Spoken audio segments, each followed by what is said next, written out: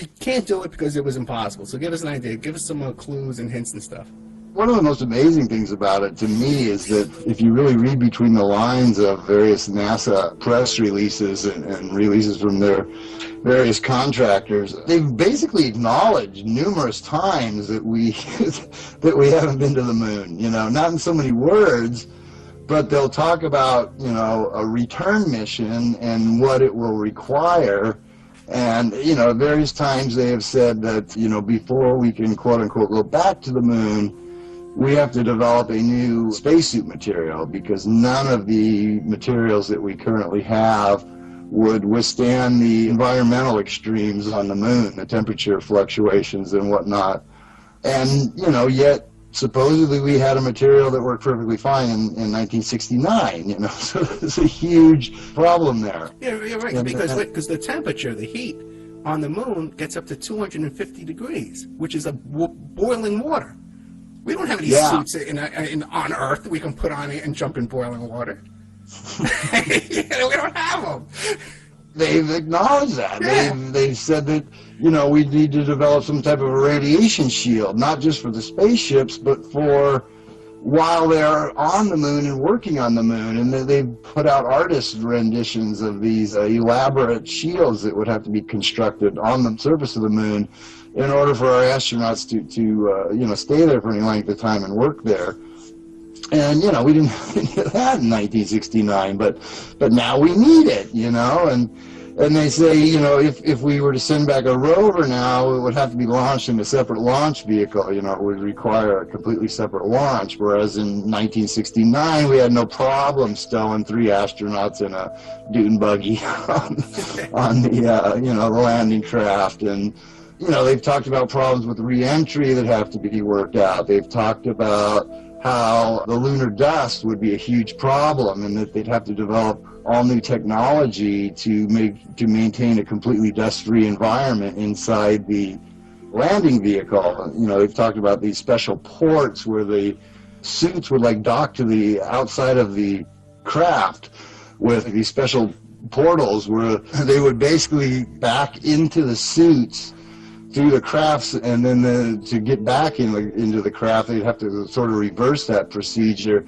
so that the spacesuits never came into the landing craft, because they said the lunar dust would just be a huge problem health-wise for the astronauts and for all the delicate electronics and mechanical parts, you know, that it would wreak havoc. You had these guys going out in dune buggies, kicking up whole rooster tails full of dust, you know, in these videos, and then tromping back into the landing vehicle just covered, literally covered with dust.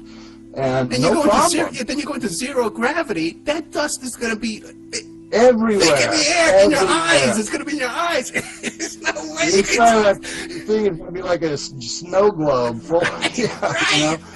Right. They've acknowledged that would happen now, but apparently in 1969 there was a different laws of physics involved or something. But the whole list of these specific problems that NASA has identified that are now problems, but that we had apparently had easy solutions for in 1969, and yet now with almost 50 years of technological advancement under our belts, we're saying that we don't have the technology for it, you know?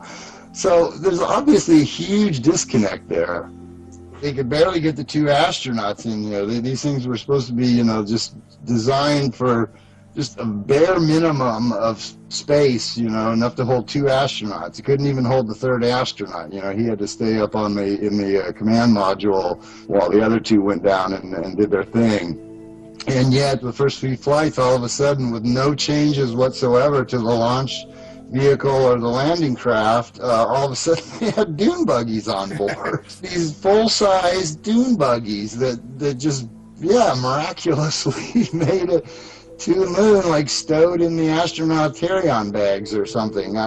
It's just, it was just remarkable. And, I mean, my interpretation of that is that, you know, they needed to add a little more excitement. You know, it was getting kind of boring. It wasn't holding the people's attention anymore. You know, after the first one, you know, the first couple were very exciting, and the entire country was glued to their TV screen because this was something that nobody had ever seen before, obviously. This was just amazing. And watching on your little grainy black and white TVs as Neil Armstrong takes his very first step on the moon, 250,000 miles away, and I mean, everybody was just holding their breath, are they going to make it back? Are they, and so it really captured the country's attention for the first few flights, and then it just kind of got routine because it just seemed too easy. Everything just seemed to run like clockwork, and so I believe that's why they started introducing other elements, like the tragic Apollo 13 that, was supposedly bouncing around out in space for days, and the whole country was holding their breath, hoping and praying that our brave astronauts would make it back, and then they introduced the dune buggies. So Okay, they had to spice it up. I want to get to that when we get back. The show was getting boring. Now, Dave, what came first, the Gus Grissom murder or the Apollo 13 event?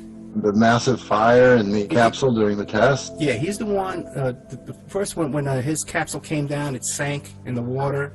They almost died then. Then he put up the hanger with the lemon on it and said, this thing's a lemon. And then when he was he says, how are we going to get to the moon? We can't even talk to each other from one building to another. And then next thing you know, and his son and his wife, they both think he was killed. Yeah, he was a bit of a troublemaker, a potential whistleblower who seemed to be very skeptical that this project was anywhere near being ready to make a successful flight to the moon. Two of his colleagues conveniently burned up in a very suspicious fire the test capsule. They were conveniently silenced. I believe they were supposed to be the first crew, and their names would have been as well known to us now as Buzz Aldrin and Neil Armstrong had they played along, but instead they ended up dead and are long forgotten, other than to some of us. And then there was also the inspector, the guy who had written up a lengthy report that was apparently very critical of the program, and he turned up dead as well, and his report disappeared, was never to be seen again. Because stop and think, why would they be in slow motion in space? Wouldn't they be faster? Yeah, I would think, but hey. There's no logical explanation why they walk in slow motion in space. It's not underwater.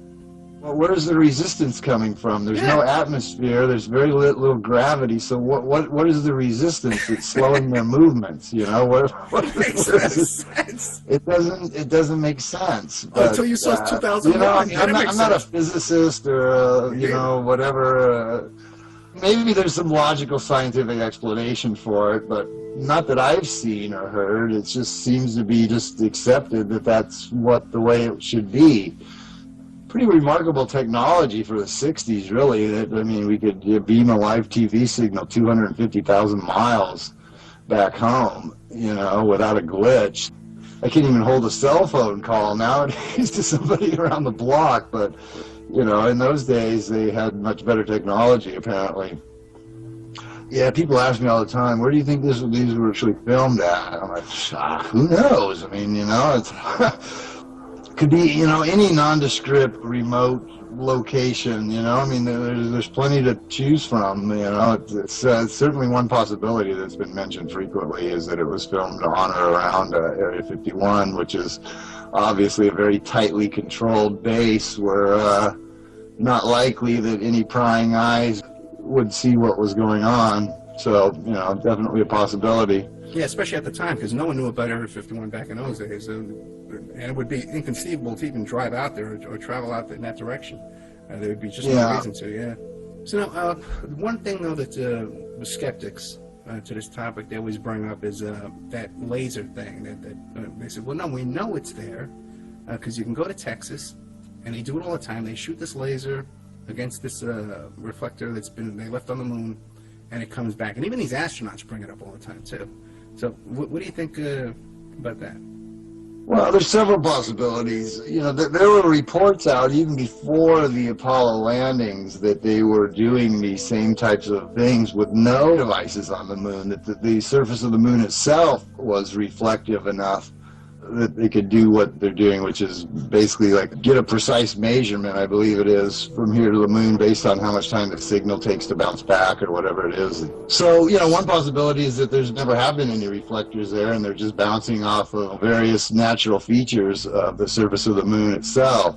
Another possibility is that they were placed there remotely by unmanned craft. Russia claimed to have placed several of them robotically back in that era. I've never said that unmanned craft can't get to the moon. I just don't think that it's humanly possible to get there, but certainly probably possible to get spacecraft there. So they could have been placed robotically. So that's another possibility. I question whether they even had the technology to do that back in those days. These are tiny little targets, like the size of like a computer monitor or something, Right. That were placed 250,000 miles away. I don't know if people really understand how, what kind of distance that is that we're talking between here and the moon.